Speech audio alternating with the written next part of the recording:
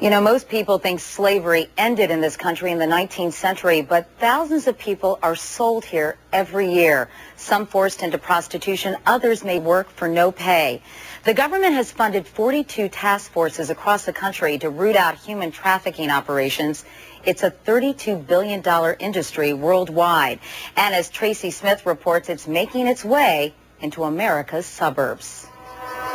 At 17, Shauna Newell didn't see it coming. She was a new girl in school looking for friends.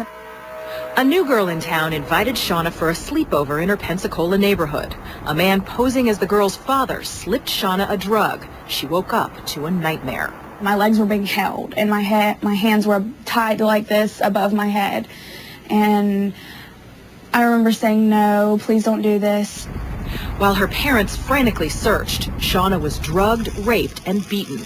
Investigator Brad Dennis suspected Shauna was a victim of human trafficking, a growing problem in the Florida Panhandle. They know how to target these young, vulnerable teenage girls. According to Dennis, the girls are moved around a circuit and sold for sex. They're hitting all the major hotel industries and convention centers. The business of trafficking is an extremely lucrative business. The U.S. government says human trafficking is one of the largest criminal industries in the world, second only to drugs, and now the fastest growing. Human beings you sell and resell and resell, and you're always making a profit. The State Department says nearly 20,000 people are trafficked into the United States each year, like these girls shot with a hidden camera in a brothel in New York's Chinatown. Countless women like these are promised jobs, but then sold for anywhere from $10,000 to $300,000 and forced into labor or prostitution. Did they torture you?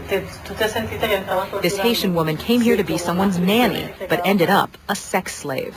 The problem has moved beyond immigrant trafficking. The Justice Department says increasingly young American boys and girls, like Shauna, are attractive targets. We find it in residential neighborhoods, usually young girls being held, sometimes for periods of years upon years, in subjugation. They never leave the house. People don't even know they live there.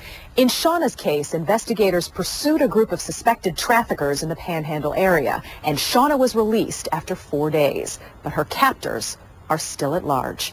Tracy Smith, CBS News. And for more